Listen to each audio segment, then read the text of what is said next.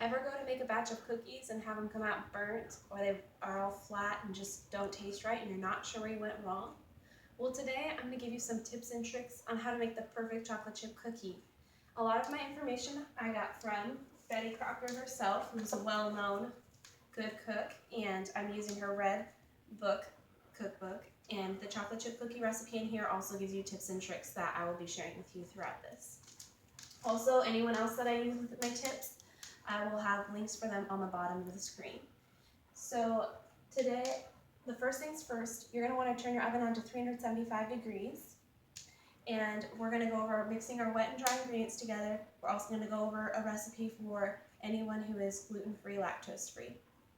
So first thing, after we've set our oven to 375, we want to start gathering our ingredients to make it easier on ourselves. We're going to need sugar, brown sugar, salt, vanilla extract, baking soda. You're going to want 2 sticks of softened butter, 1 egg, not the usual 2 eggs, her recipe does 1 egg, and then you'll need some flour. So we're going to put the wet ingredients in here, and I'll also, after we do the wet ingredients and get this all mixed, we're going to do the gluten-free one last, because that's just 4 things, really quick recipe. So when you're putting the sugar in, it's 3/4 a cup of white sugar, 3/4 a cup of brown sugar. And make sure to keep level scoops, and I've already pre-mixed this just for time's sake for you guys, but I'll show you one of the common things that people forget is to pack their brown sugar. So when you're making cookies, try to pack your 3/4 a cup of brown sugar when you put it in. Then next you're going to want a teaspoon of vanilla in the wet ingredients.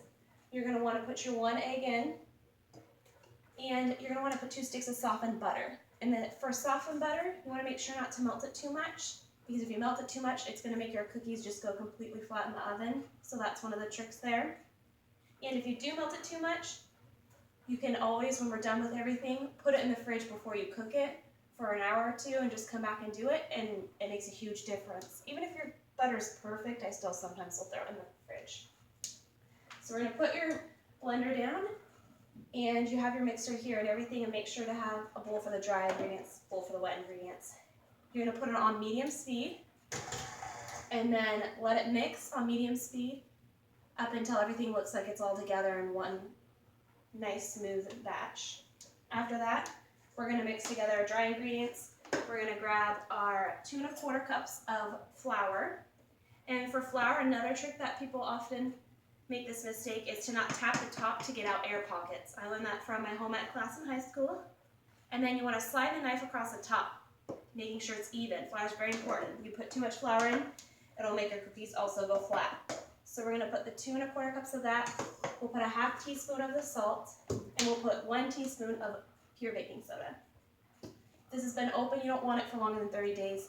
They have a 30-day shelf life, so put the date on there. That will also help with the baking it. Then we'll slowly, once we have these all mixed, add them into our batter and put it on stir mode.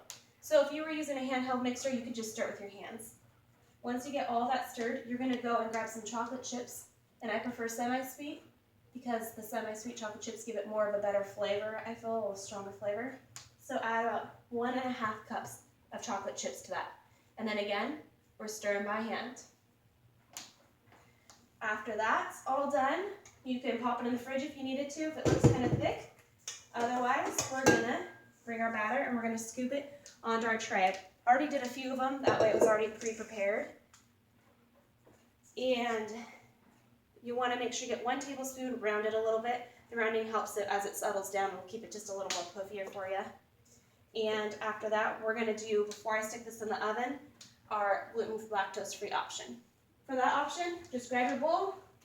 You're going to have a 1/2 cup of vegetable oil to put in there. Then you're going to have gluten-free yellow cake mix that you're going to want to put in there. And you're going to put in 2 eggs.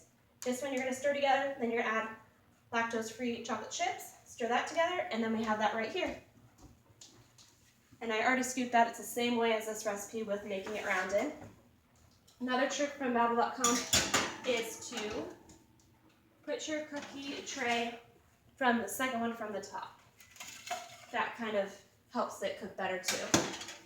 I'm going to set the timer for 8 minutes, and then I'll add an extra 2 minutes for the gluten-free option because that one just takes a little longer to cook.